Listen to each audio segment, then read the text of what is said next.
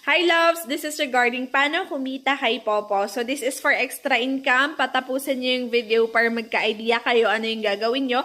Just in case gusto niyo siyang itry. Okay? So may comment kasi dito sabi niya, Ma'am, ask ko lang po, paano po pag give up ka na tapos gusto mong ipasa yung points. So hindi po napapasa yung points guys. Kailangan niyo pa rin mag-reach ng 100,000 points para ma-withdraw nyo yan. So, tiyagaan nyo guys mag-tasking kay Popo para maka 100k points ka, i-withdraw mo siya para malabas mo. Kasi hindi napapasa yung points. Yung coins lang ang pwedeng i-trade, magiging points yan. Okay? So, ayan sa mga interested na gustong kumita kay Popo guys, earning app siya. So, pwede kayong mag-earn dito. If interested kayo at masipag kayong mag-tasking, mag-solo live, mag-party live, mga ganon, no?